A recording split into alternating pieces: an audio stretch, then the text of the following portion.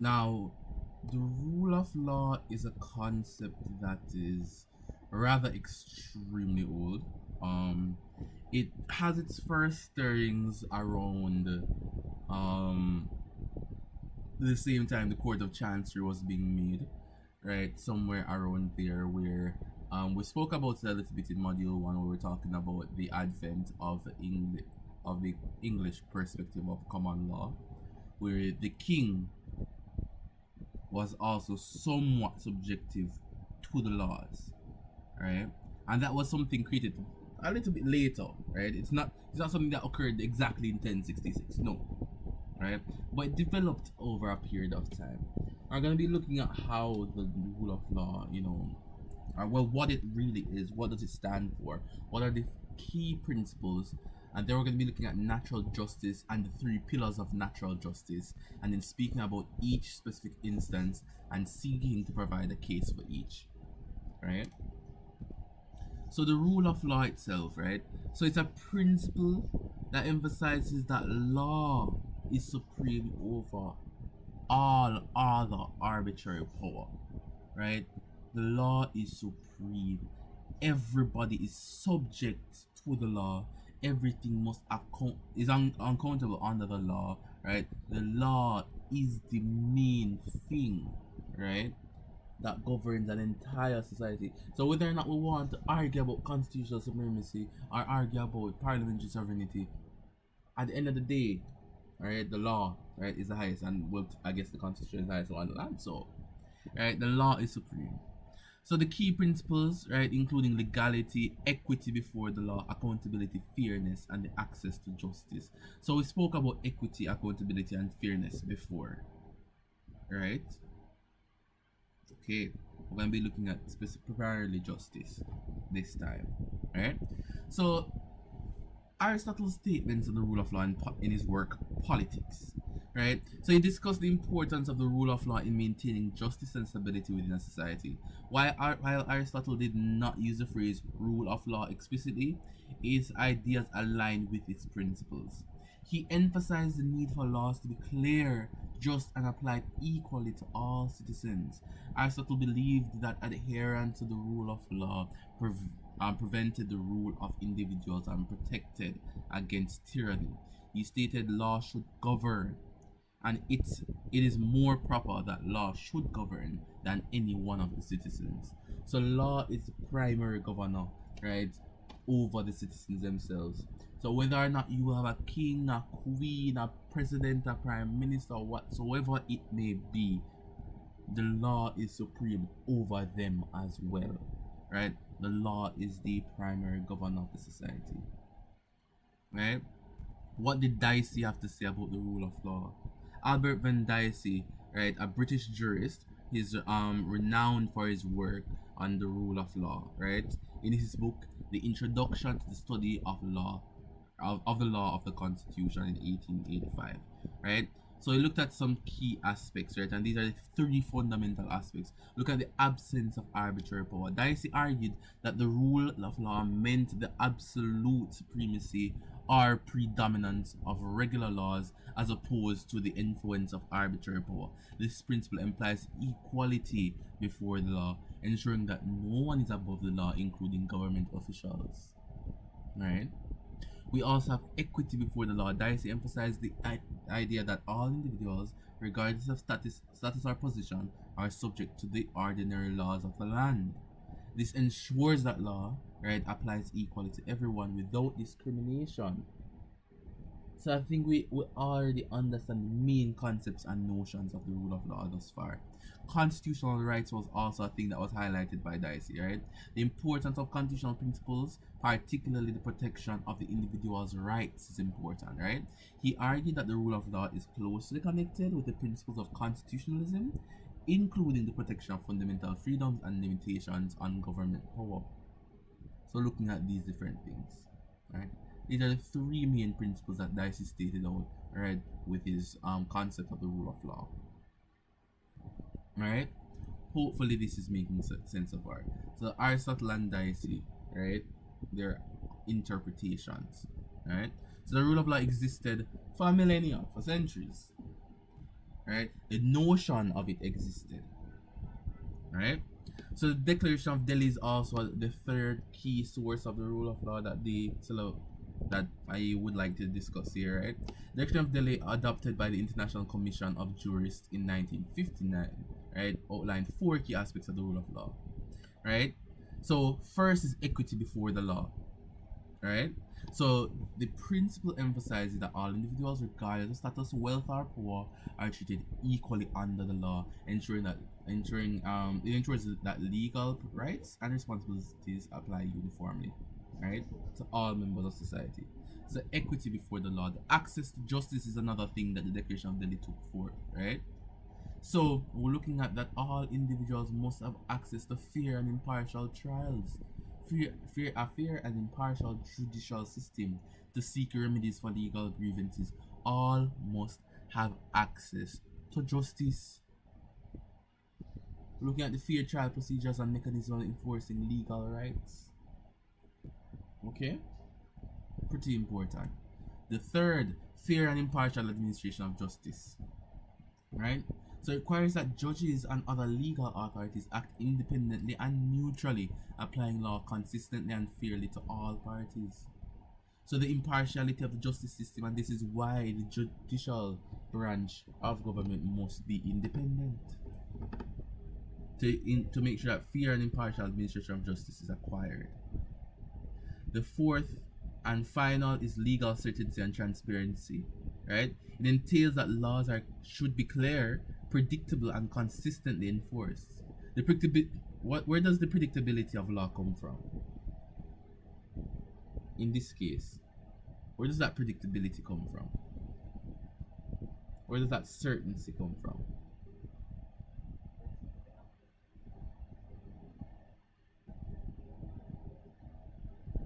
Anyone?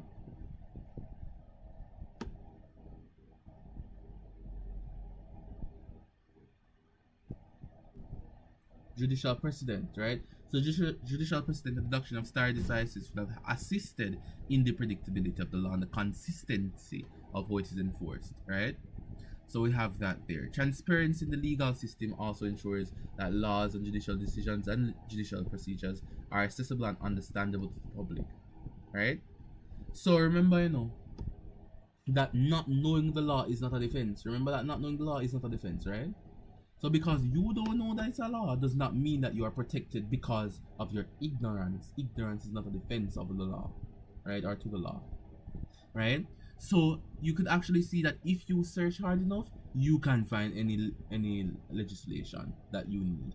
If you search hard enough, you can actually find the legislation. You can Google the Constitution.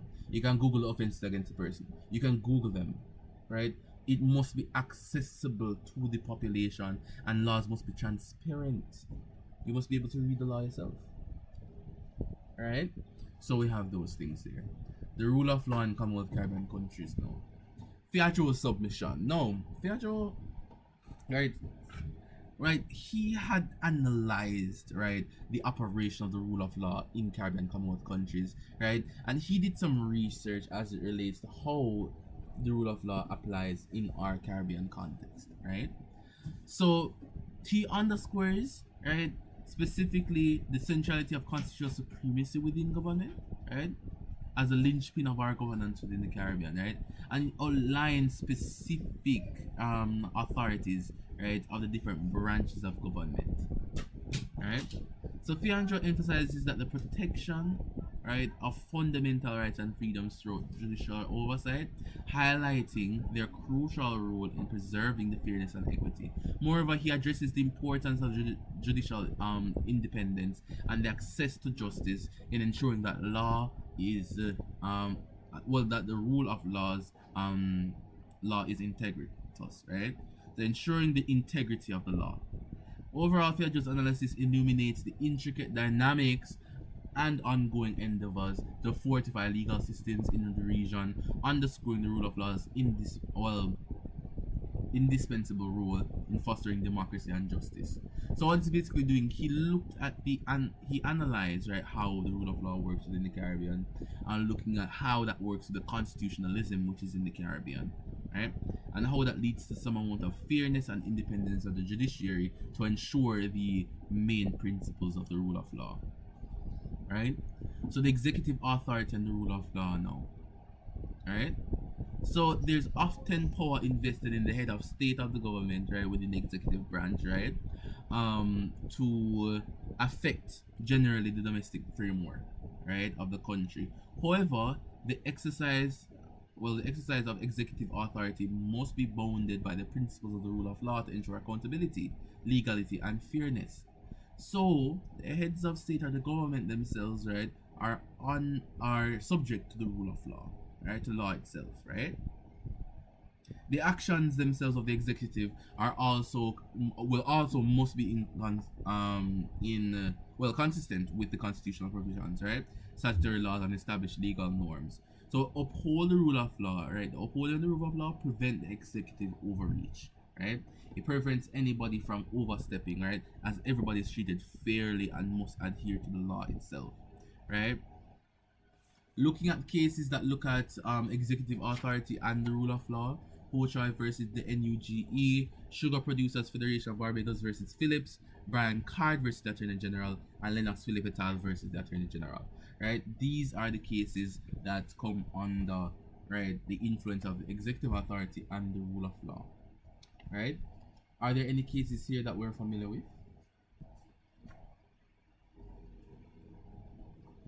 Sure, there must be one or two cases here that we're familiar with. There has to be.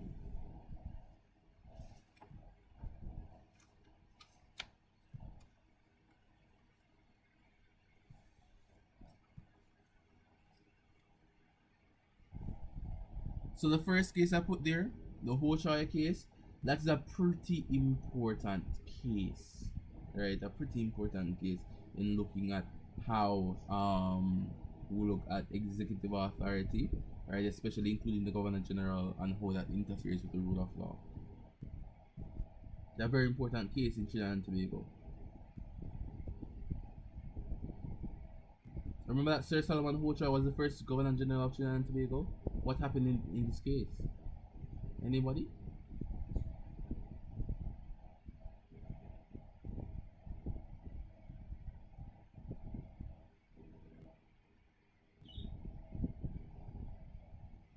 Okay, so what occurred in this issue now? So Sir Solomon Hochoi was the first Governor General of Trinidad and Tobago. Please remember that, right? By virtues of his power, right, in the Commission of Inquiry Ordinance, right, he appointed a commission to inquiry to inquire into certain matters, right. His respondents, a trade union and others, sought a declaration that the appointment was ultra vires and therefore null and void and of no effect, right? You know what Sir Solomon Hochoi said, right? He's basically saying that he is a representative of Her Majesty the Queen, right? And in his capacity as a representative of Her Majesty the Queen, right, he was immune to all suit and the court had no jurisdiction over him. That's what he was claiming. Could somebody now explain to me how does that contradict with the rule of law? How does that contradict the rule of law? They claim that because he was a representative of the Queen, he was immune to all suits and the court had no jurisdiction over him. Please explain how that would contradict the rule of law. Anyone?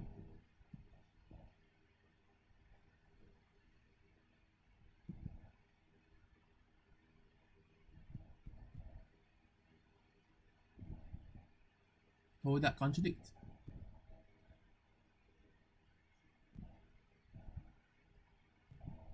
Is the question not clear? Should I rephrase the question?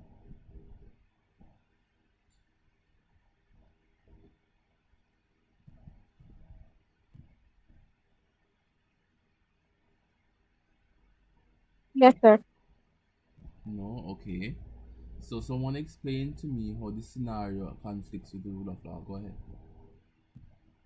Yes, sir. Please rephrase the question. Thank you. Rephrase it. So what we're saying here is that in this situation, Sir Solomon Hochoi, right, the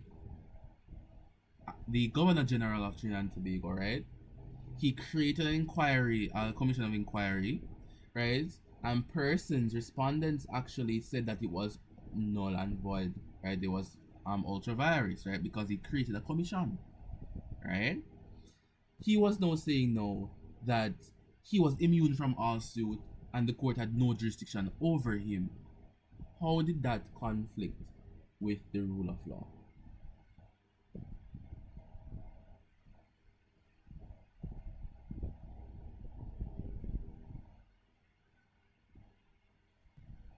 Because all persons and authorities within the state must be bounded by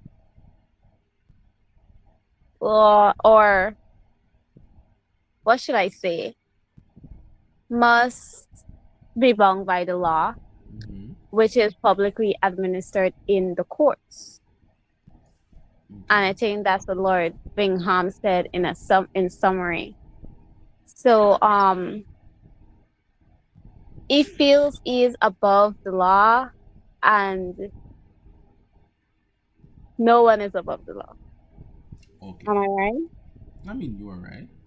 So when we're looking at these issues, right, we're looking at the fact that we have to underscore the importance of the rule of law, that all persons are subject to the law, irrespective of rank, position, age, color, creed, sexual orientation, no matter what it is. All are subject under the law. You could, okay, let me not say that, but you're the governor general. It doesn't matter. You're still subject under the laws of Trinidad and Tobago, right?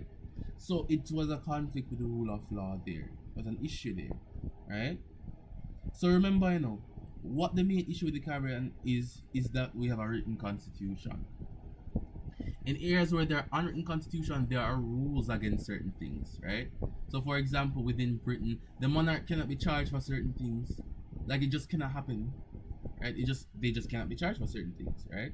But because we have a written constitution, all those different rights and doctrines that protect these individuals, right, are not preserved in our written constitution, and we are bounded by the literal wording of our constitutions, right? And since the rights, those ancient rights, are not found within the Trinidad and Tobago constitution, right, it could not have protected him, right? The rule of law must still be upheld, right? So the Court of Appeal dismissed his entire appeal because he was behaving as if he was above the law, right? And in the Commonwealth Caribbean context, the rule of law, right, is something that is above all men or all persons, right? So rule of law says that all authority must follow. I'm looking at what's in the chat, right? All authority, right, must follow the law. So him being representative of the Queen does not make him exempt. Lovely, right? Because this is what questions, like the past paper questions, are going to be about. They give you a scenario and they ask you to look at it. All right. So Sugar Producers Federation of Barbados, right? What was happening here is a trade dispute, right, in the sugar industry, right? And a commission by the Governor General was appointed, right? The Federation challenged the appointment on the ground that no dispute existed or was apprehended. The Governor General's claim that his action was not subject to review by the courts but was rejected, and the commission was constrained to conducting the inquiry. No action of the executive is preserved preserved from review by the courts, right? We're generally looking at that. So what he's saying is that the Governor General, right, would have appointed a specific commission, right? And then there was supposed to be a review launched, right? He was saying that, okay, what we're looking at here now is not that he was denying it, right? The court, this case itself, the Sugar Producers Federation of Barbados versus Phillips, right, ingrains the fact that even though he's a Governor General, right, it must be reviewed. So no action by the executive, anybody within the executive, could have been the Prime Minister, or any other minister, or the Governor General, or any head of state, right? They must be reviewed, right? So all the actions of the executive are not protected from review. So review must occur by the courts, right? So the law is supreme. Brian Card versus Attorney General. What was happening here?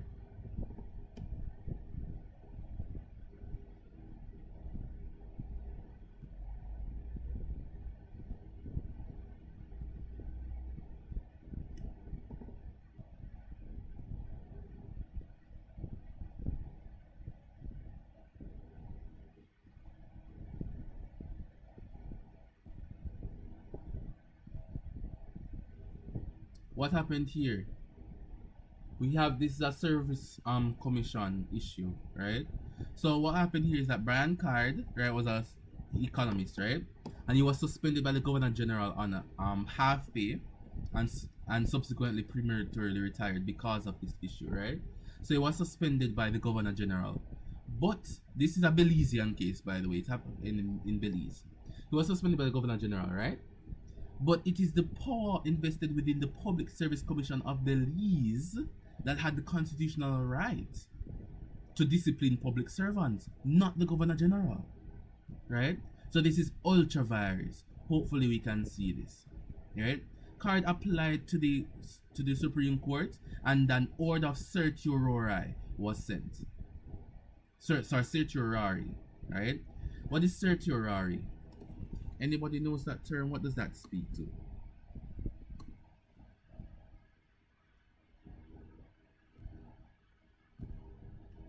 What is that? Certiorari, go ahead. This is the ability to squash a decision made by a public officer or statutory body. So it is a quashing order, right? So it completely it erases decision made by those bodies, right? So it's a quashing order. So whatever decision that was once you appeal and your appeal is successful, after you could say that a certiorari was instated, a quashing order that destroyed the original constraints, right, of the matter, right? So you quash that entire suspension, right? That was and the force the retire that forces retirement, right? So looking at that, so that happened in Brian Card and the Attorney General. Lennox Philip et al. Versus the Attorney General. That was a thing. That was a case in the Privy Council, I believe, right? That's just another case, like an assist. But I explained 3 of them, and that should be enough. Alright? Legislative authority and the rule of law now. So how does legislative authority work now? We know that power is invested in the legislature, right, to actually create and enact different types of laws within the democratic society, right? So looking at that, the rule of law requires that legislative bodies operate within the confines of the Constitution. So this entails a transparent and accountable lawmaking of processes, right? So it entails a transparent and accountable lawmaking processes, adhere to constitutional mandate, and respect, right, for the fundamental rights and freedoms, right? So upholding the rule of law ensures the legislative actions are consistent, or ensure that they are consistent, right, predictable, and subject to the judicial review, fostering a legal framework that promotes justice, equality, and the protection of individual liberties. That's the importance of the rule of law and legislative authority there. Let's see the cases here. The Inland Revenue Commission versus Lilleman, 1964. King versus the Attorney General of Barbados, 1994. Hector versus the Attorney General of Antigua and Barbuda and others, 1990. What occurred in the Inland Revenue Commission v. Lilleman? Alright? We had a similar approach to the NUG case. Right? Similar approach to the Ho Choi case occurred here in the Inland Revenue Commission case. What was the issue? It's a Guyanese case, by the way.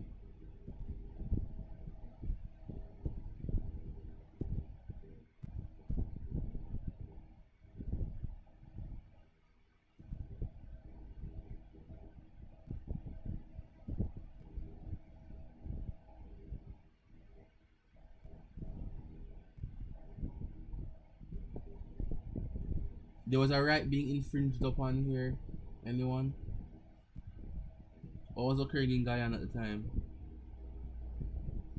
What was the legislation that was causing the issue? Okay, in this case, the Guyanese government imposed a compulsory levy on all salaries of all employees, right? And this was done by National Development Savings Levy. It was an ordinance, I think, right, in 1962, right? So we have that ordinance there. So what it's basically doing, they're taking a large sum of the money, right, from the employees, right, and putting it into national development purposes, right? So they were putting it into a fund, so it wasn't permanently taken away from the employee, right? No, naturally the citizens had an issue with this, and there were challenges brought against this legislation. Right? So the individual's rights of property is enshrined in the 1960 Constitution of Guyana under the fundamental rights section. Therefore, what we're seeing here is the government taking away their person's money. Right? So the government argued that there was no power, that it had no power to legislate. The government argued that it had no power to legislate for the peace, order, and good governance of the country, and it was forced, right? Or that is this forced saving mechanism, right, was essential for the orderly economic development. They were saying, that they do understand these issues, right? But they forced the saving of employees' monies, right? The statute was unconstitutional and ultra virus, right? From the legislature, right? The money was the property of the people, right? Money was property within the meaning of the Constitution, right?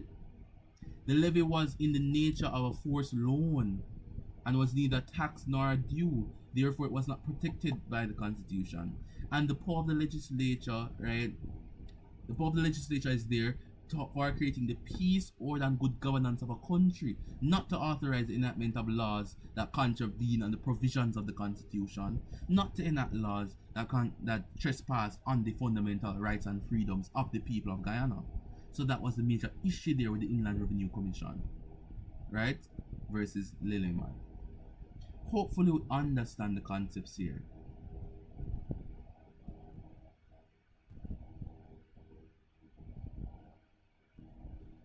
Right? Professor Fiadjoe also stated here, that courts specifically, right, are not as quick to really strike down decisions by legislation unless there are strong or compelling reasons. If it's strong or compelling, and one of the most compelling reasons would have been to go against the Constitution, then the courts must strike down the laws made by the legislature. Must strike down this legislation. Right? So legislation may, yes, upset persons within the country, may upset the members of the society, yes, sure, but that's not a suitable reason for the courts to step in or intervene unless it is really dire. But if there's something like the infringement upon something enshrined within the Constitution, then the courts have to step up and tell Parliament no. Alright? So we have that there. King versus the Attorney General of Barbados, what occurred here?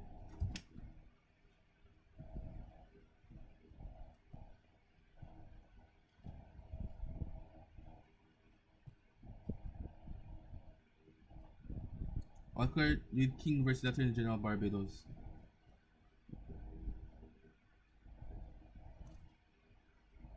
Sir, so basically a law was passed that reduced payment to $8 or something like that, or 8 cents.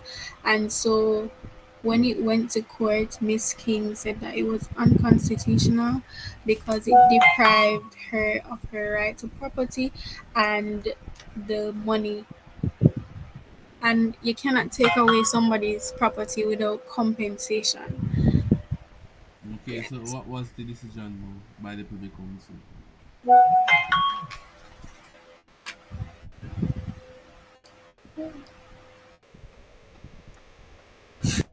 Okay, so listening, right? So technically, this appeal would have been completely thrown out, right? Because she had no right to minimum salary and consequently no property of hers was infringed upon. Because technically, this is the money, the country's money, right? It wasn't hers money specifically, right? But her pay was being reduced, right? It's not that she had money, it's not that she had a salary and it was taken away into a fund like what happened in the Inland Revenue Commission, but the salaries just got reduced, right? Pay scales drop all the time or pay increases all the time. That is not an infringement on your actual right to property. So King versus Attorney General of Barbados is there, right? Where we look at how the lawmaking must actually create some stringent issues in order for the courts to step in. In this case of King versus Attorney General of Barbados, it wasn't stringent enough for the court to step in and call it unconstitutional. Alright? So we also have Hector versus Attorney General of Antigua and Barbuda and others, right, as another case that you guys could use. Alright? I think the last thing that we have to look at, my bad. right, would be judiciary or judicial authority and the rule of law, right? So you know that the judicial authority vested in the judiciary is important or essential for the rule of law, right? Upholding the rule of law, right? We know that the role of judiciary is to interpret the laws and enforce the laws with impartiality, right? Ensuring that legal decisions are based in principles and precedents rather than absurd discretion or arbitrary discretion, right? So judicial independence is crucial to maintain the rule of law, right? So looking at all of those things is to make sure that there's to protect the judiciary safeguards the people from the unchecked power of the executive and the legislative, and the rule of law also maintains or safeguards the judiciary from the executive and the legislative branches, right? So through fair and transparent adjudication, the judiciary acts as a check on the government power, protects individual rights, and fosters public confidence in the legal system. So we spoke about that in the independence of the judiciary, right? The case law that I have here is Maharaj versus the Attorney General of Trinidad and Tobago, right? What occurred in this case?